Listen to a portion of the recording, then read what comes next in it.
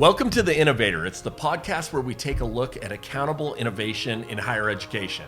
I'm your host, Wesley Smith, and today we're joined by CSU Global President Becky Takeda-Tinker. She's a fascinating leader in higher education, and you're going to get a good sense for her thoughts on both innovation and just life generally. Let's get right to it. Becky, thanks for joining us today.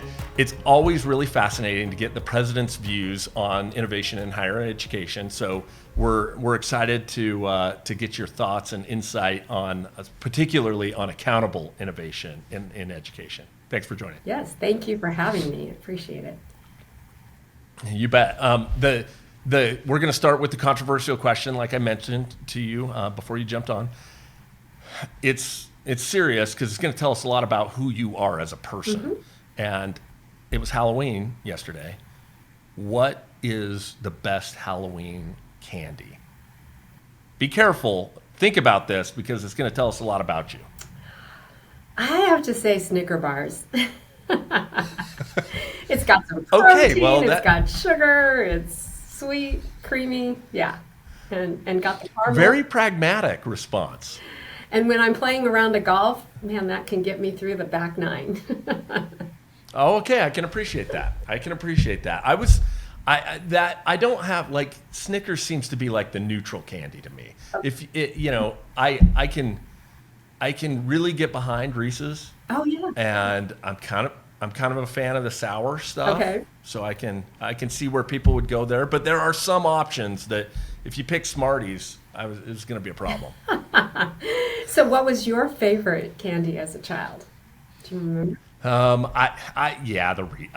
a Reese's person. Oh, so there you go. Okay, great. It's a little predictable, but there's a little protein in there. It's got well. some peanut stuff, so yeah. Good job. Yeah. All right. Okay, so let's get to education here.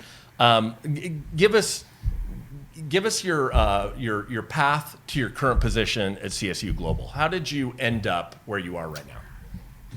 Okay, I was CSU Global's first president. I was appointed in 2010, coming in from being a part-time faculty member in its early formation years. And then in 2020, I went to the CSU system as its Chief Educational Innovation Officer to work with all three campuses to help prepare for post-COVID's future in Colorado. And then before heading to work with the state of Colorado, I worked then to help invest the federal recovery funds for the Department of Labor and Department of Higher Education. So I made a quick transition from the system over to the state. And then once I got those funds invested through the Colorado legislative process, I returned back to the CSU system as its Chief Education and Operational Innovation Officer. And then the system leadership and the Board of Governors asked if I would step back into the CSU Global role as president. And here I am, and I'm really enjoying it. So thank you for that question. That's a great one. Yeah, very nice. Okay, so you've had a lot of different perspectives on how your institution operates, not only within the CSU system or the education system, but also within the state. Yes. Does that perspective help you as you kind of return back to the president role? It does, because the work that I did with the Department of Labor and understanding Department of Labor organizations across the nation and what the funding is there and what their work is, but how higher ed could play a role there. I really can understand with the level of education, the way that we can measure and track what learners are learning could really help the Department of Labor and those seeking work or working to upskill into jobs that together we could be better. And so that was a really unique opportunity, and so grateful that I was given that chance to work with both departments and see the intersections from an educator perspective, but also from my prior business and industry. This is going to be very valuable in the upcoming question on policy, and so you'll have that perspective from the federal perspective and state perspective now as well. But let me jump to another question. What do you want to accomplish at CSU Global as the president? What are your goals? So COVID really accelerated the deployment of technology in every sector. And as we know, technology life cycles are relatively short, which then speeds up the pace of change in every industry and at every level. And I know that that speed, having been in the tech sector, will only accelerate over time. So my work this time around at CSU Global is to continue to ensure its mission achievement for learner and professional workplace and personal success, with a return on investment in a new environment in which people and organizations that we work for, are really different than we were prior to COVID. So back in 2019, even coming back into CSU Global, it is a different environment. So our mission to advance student academic and professional success remains, but our student-first thinking is what drives all of our decisions. And now that industry is working faster, we have got to be able to equip our students, working adults, non-traditional learners, to meet their unique needs within this faster pace, with programs that offer the flexibility, because they've got to accommodate other life commitments, and as they make progress towards certificate or degree progress and completion. Really, that's important. So it is a new world in a way. Our mission's the same, but how we get there and how we provide services, support, and formats to students is got to be different, because they are different. I've really seen the prioritization of, and even hybrid work, right? People understand what it is now to have more time with family in their community. Right. Are they all going to take time off from work, drive to a campus, get a degree, or work on a certificate program out of their life, or is this more now happening as we are seeing within the organizations that they're working in? So they've got to be able to juggle everything. You're speaking the President's Forum language in a lot of ways right now when you're talking about students first, how we plan around students. And you've given us a couple examples of how CSU Global prioritizes students. When you put on your student first perspective, what do you think CSU Global is getting right now? And is there some other ways that you're thinking, hey, we could prioritize students if we do X, Y, or Z? Yeah, as a state nonprofit institution, meeting the needs of students is the priority of all we do, which is why we provide the level of support that we do. We still don't charge student fees. We have 24/7 technical course support, writing center, library access support. We have 24-hour response times from student contact. We all, at all levels, take phone calls, emails from students. Even I do on the weekends, when you take them. Oh, huh? Yeah, when they need help, they need help. So it is all about how do we support them in their now busy lives. Do students call you? Oh, yeah. For help at times? Oh, absolutely. Yes. Really? Okay, so give me an example of a student conversation that the president has with a student. It is that they have an instructor situation they don't know how to navigate. And so I explain how we work and put them with their student success counselor and also contact the leadership that oversees our faculty operations. So it really is a more understanding of how do they navigate. I love it when they self-advocate. So how do they actually get to the help that they need? And those are usually the questions that they have. It may start off with some sort of complaint, but really it is then how do they learn to help themselves? And then I provide that information and get them connected. And then when the following Monday, when we all sync up as senior leaders, we talk about what happened and what we need to do to make it easier for students to understand how to get the help that they need. We think we have covered everything, and it's amazing what a student will find that there's a gap, and that's why they end up having to call. These are mostly adults. They know how to self-advocate, and we appreciate that. Sorry, go ahead. What a cool thing that you're doing there, where you're having interaction with actual students. I think that's probably really rare in a higher education president, a president of an institution. Although I will say, I have heard from other institutions in the President's Forum that they have interaction with students as well. But taking questions,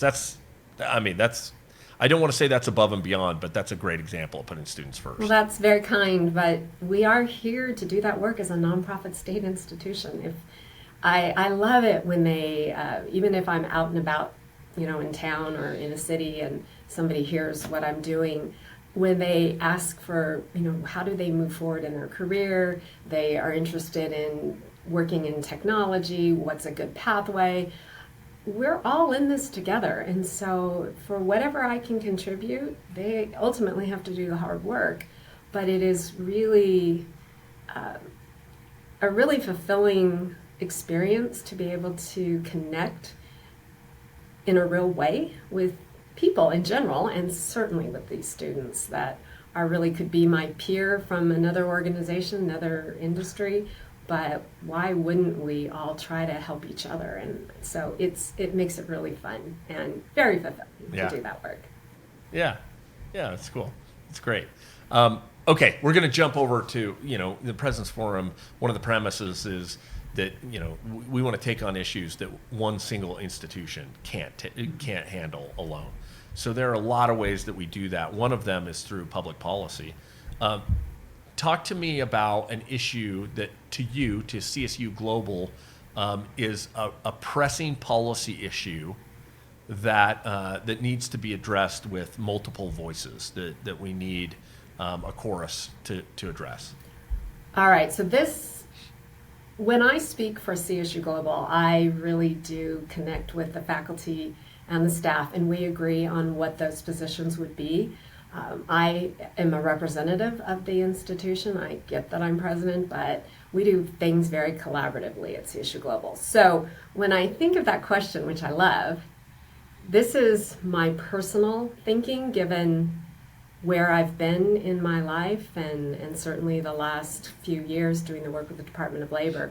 So if I could dream big, given today's workforce challenges, we seemingly have enough qualified workers, the faster pace of industry, I would love to see, now this is personal, this is not speaking for CSU Global or the system, but I would love to see the funding for federal workforce and higher education be combined into one department, as the goal for both should be economic prosperity as a nation and as individuals, and with the really smart, savvy people we have in both areas, the synergistic outcomes really could provide a multiple on our nation's investment, because they really can come together, as I've seen and as we've been doing some work in that area, to ensure that those are out of work or that those that need to make more money can get the support that they need from educators who are uniquely and especially trained on how to help people learn and how to track that they are in fact learning. So I think that the two areas with the areas with people and expertise in both coming together could really be phenomenal as a new way of looking we at just that. had a We just had a conversation with Alabama. The Alabama system is talking about skills pretty frequently right now and how they come together. But Nick Moore serves as the governor's advisor or the governor's lead for workforce and education. Oh. And it's that kind of combined leadership that's really interesting. They've done that. I will look that up. Thank you for that. Yeah. Yeah, that could be a nice model for how that's done. Traditionally in the governor's office, I've seen as leads in higher education, and then having workforce addressed by another cabinet secretary, cabinet leader, cabinet level leader, and I thought it was interesting that Nick was combined of both of those institutions that are typically single, independently separate operating institutions, but Kay Ivey has done it different in Alabama, and she's anyway, it may be something we should look at. And certainly watch those outcomes as we see those that are unemployed. Are they getting some education, industry certification training to pass exams? What are those rates? Right. Are they actually then getting gainfully employed? So I appreciate you sharing that. I will definitely do some research there. Yeah, we should make that connection. Well, okay, I want to get to some lightning round questions where, the answers They're short, concise, and that's the challenge that you'll have. But we're going to run through 10 of them, Okay. and we're going to do them quickly. The intent here is to give listeners a really good idea of, what makes you tick and what drives your thinking when it comes to education and beyond. Okay, I can do that. Okay. All right, let's do this. Okay, the first question is, what's the most important habit that learners should develop? Self-advocacy. If they need help with institutional processes and the actual program coursework, they need to ask for help and not stop asking until they get what they need. And that's why I so embrace when they call me. If that's what it takes over the weekend, I'm happy to answer. I really want to support that. That's just great life behavior. advice. Yes. Oh, totally. And if you could teach that in learning, that self-advocacy helps everywhere, right? Yes, you're right. Right. Okay. Number 2, if you weren't limited by resources, what's your education passion project? What would you put your resources in, or what would you pursue? Don't worry about the resources. I would be working with all people who need or want jobs that take new skills, whether they're immigrants, new Americans, high school dropouts, successful CEOs looking to pivot. We as educators can help, and opening that up so that it's not limited by what your scores are on those SATs, ACH, ACT exams, and any of that. Can we help you get the new skills you need to get a job that will help you be gainfully employed? That is really important work. Love it. What profession, if you weren't in education, if you weren't the president of a higher education institution, what would you like to attempt to do? Artificial intelligence technology. I would love to get into that. It is our future, and helping others to understand it and how we use that towards positive outcomes, not towards all these other things people keep talking about. I think it's going to be key for our nation's future. So how do we use it? And I think for me as a kinesthetic learner, being in it would really help me move to being supportive in that as a profession. I don't know how many times you've utilized AI now, and it's becoming something more and more and more. But those prompt engineers, wow, there's like some skill there, but there are so many elements of AI. I could see that's a great idea. Yeah, it is very complex, and the more good people we have working in that industry in these early years, it's going to be really important to set a foundation for positive change into the future. Not negative. For sure. So what active president of another university do you admire, and why do you admire that person? I met a few weeks ago with Dr. Kirk Brothers. He's the president of Heritage Christian University. It's a nonprofit institution, and they are working to do more in online. And he's got a relatively small population of students, but he's passionate about his work to provide education for future community and church leaders.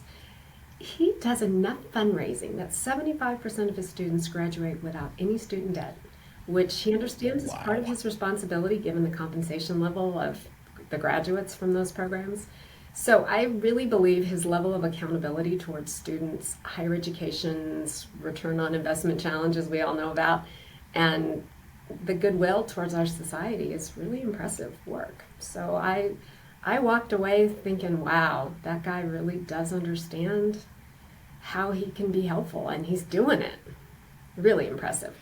That impressive is a capital I on that. That's 75%. That's amazing. Isn't it? I was like, well, that's a good goal. I need to think about how I can do that. Yeah. You've got to raise a serious amount of money to do that. Yeah, yes. That's great. Okay, so what's the best book you've read or listened to? I'm an Audible person, but I understand those who are primarily readers, but give us the best book you've read in the last year.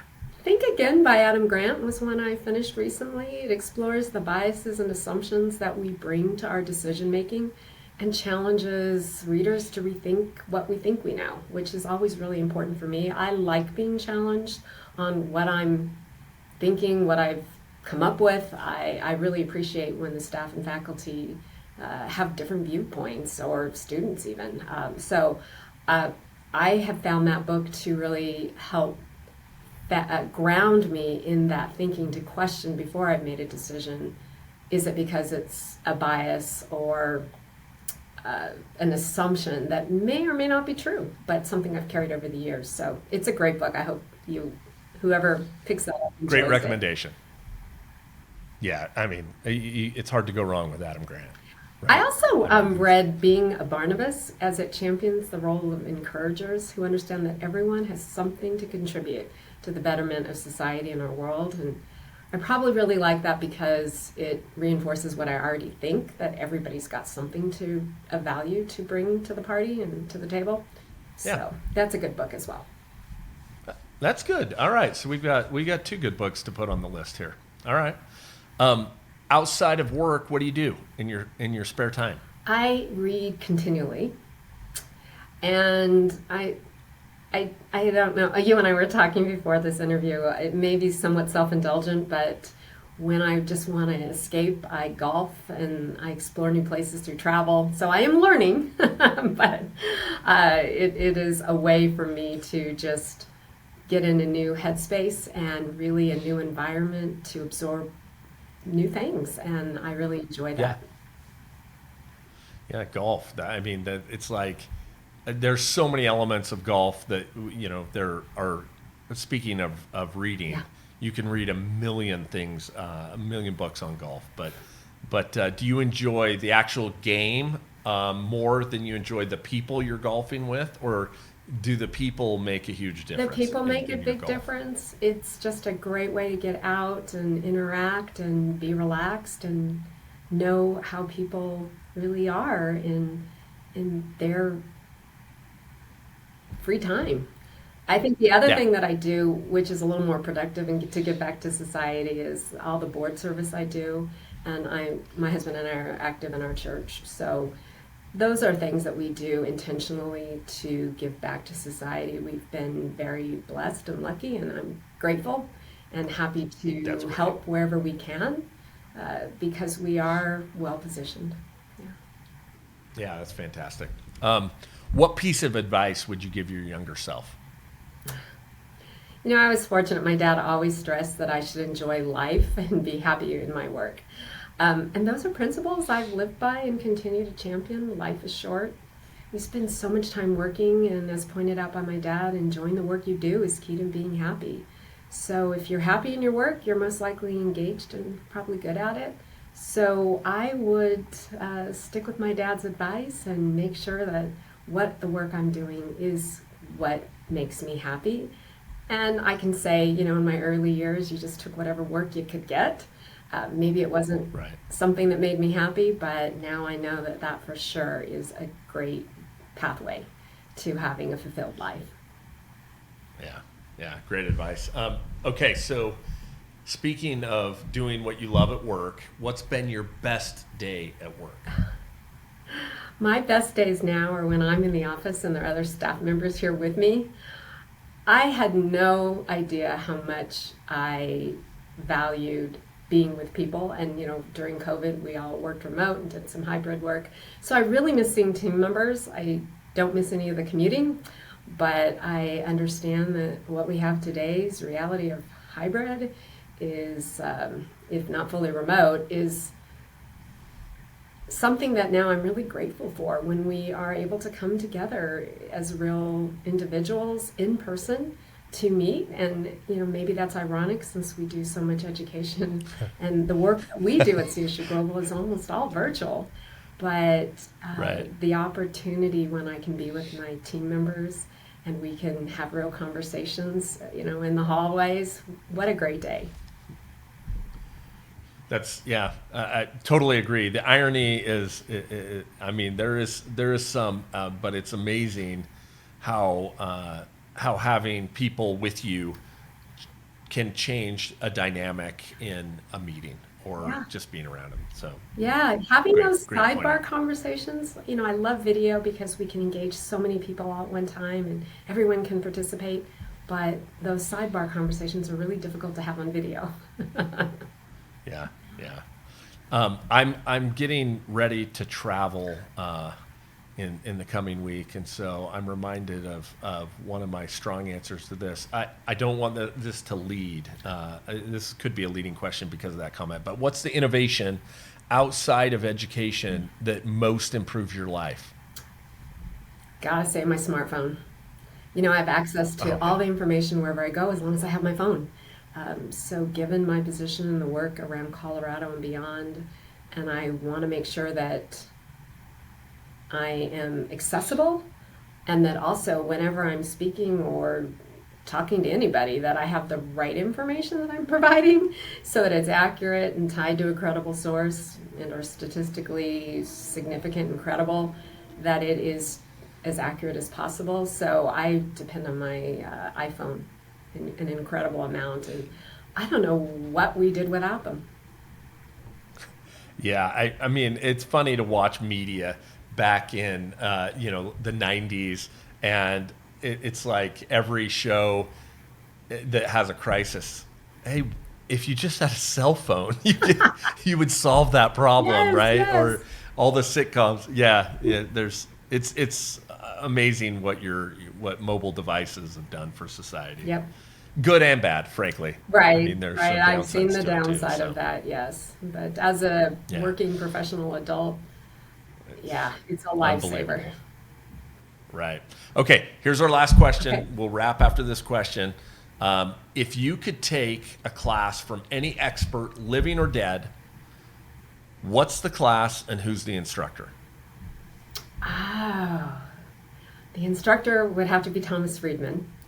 His out-of-the-box thinking reflected in his books, such as like The World is Flat and That Used to Be Us, have helped spur me on to do the work that I've done and now do. So that higher level and more universal perspective that he brings is interesting and I think important for leaders as it's objective and leads to positive outcomes. So I guess if he were to teach a class, it might be off one of those books, but for certain, I would take any class he was offering. Yeah. The perspective that he could provide would be really fascinating. It is, and he's got data, so love that. Well, Becky, thank you for joining today. We're going to have a lot more, there will be more conversation, I'm sure, in the future with you and talking about CSU Global and the work that you're doing. Thanks for all that work, and we'll see you very soon. And thank you for all that you do and your leadership in this sector. Really appreciate you. Have a great day. Thanks, Becky. Thank you. Bye. Big thanks to President Takeda-Tinker for joining us today. You can check us out on YouTube or wherever you get your podcasts, and make sure to join us for our next episode where we'll talk about accountable innovation. After all, the only thing that really matters is the success of our students.